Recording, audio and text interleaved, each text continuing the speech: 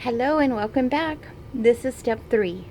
If you're just joining us, we are doing step-by-step short little videos for altered puzzle pieces. And again, it's not a new thing. It's been around for years and years and years. I'm just new to it, and so I thought I would just share my process with all my subbies out there. And it's just a fun project to do. Like I said, I'm going to do some smaller pieces for a share or a swap that I'm going to do and put them on something.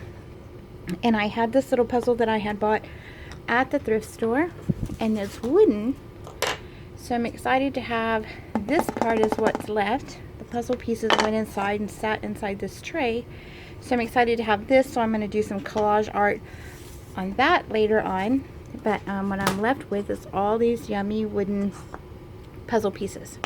So we're going to I'm going to cover them. This one we're going to cover with paper. Some I am going to do a mixed media kind of painting and things like that on there, like a collage, because I've been working with that and trying to learn that process. So what we've done so far, step 1, picked our puzzle piece and we gessoed it.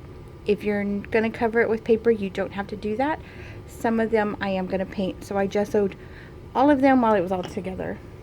So then we picked our paper. This was my paper, and I wanted this little distressed edge here, if I could get that on there. We glued it to our paper. You can go back and watch step 1 and 2. They're real short. They're no more than 10 minutes each. I think the first one's not even that long. So what I'm doing here is now I'm going to cut it out. So I've kind of made a little place around it. So I just want to get that off the paper. And I assure you that my knife has seen better days. So I'm not sure how good it's going to cut, but I'm going to try my best here. So now we're just cutting out, and you are probably way better at this than I am. I'm all clumsy, and my fancy setup here, I'll show you, is just my little famous pickle jar with my selfie stick in it, and that's my, so I work around it. I have it here between my arms, and I just work around it. So that's silly. I need to just get a tripod, but here I am. So I don't think I should buy a tripod when I'd rather buy more paper and stuff, right? So but anyway, that's my setup now.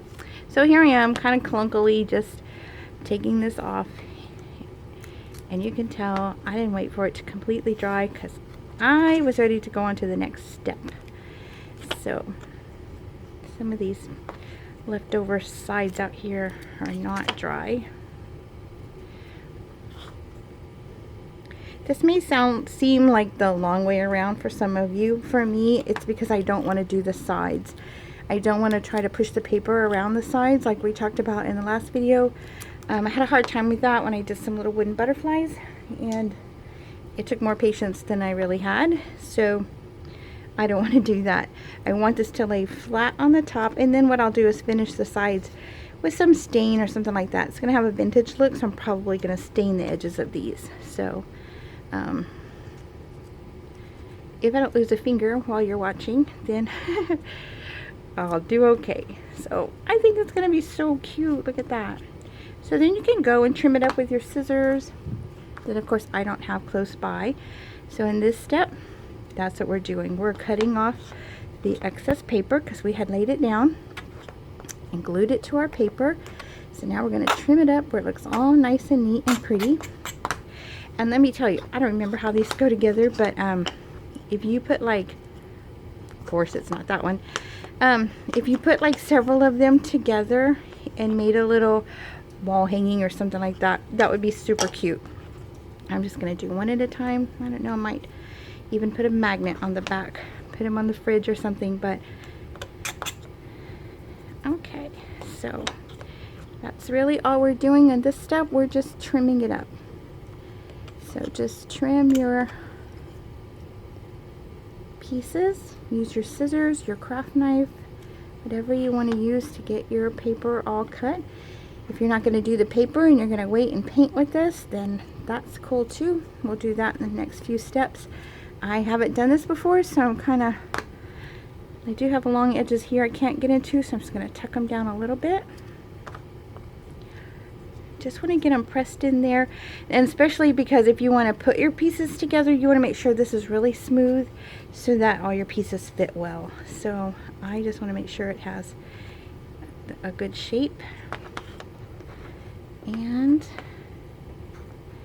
like I said, I'm a little bit clumsy with some of this, but we'll get there. So if you have done it before and you have ideas, you want to put it in the comment section and tell me all the things that I'm doing that you probably think don't work or I could do easier. By all means, share with us and let us know how you did it, what you did to make it easier, and because I think you should be able to do this on an assembly line kind of thing, but I'm a little bit clunky with it, so I'm not sure that I could. So if you have any ideas or want to share with us, or if you have pictures you'd like to share with us, we'd be glad to see them and see what great work you did. Okay, so what I'm going to do is just clean this up some more. This is a really short video for today. Thanks for sitting in with me. And tomorrow, or no, the next video, whenever I get that done, we'll start putting things on here. I'm probably going to distress these edges. So for now, for this little clip, that's what we're doing. We've glued our piece onto our paper, and now I'm going to spend some time just trimming this up really nice, smoothing down the edges, and making sure it looks the best it can look before we start to decorate it. Thanks for sharing your time with me in this quick little video, and I'll see you for step 4. Bye.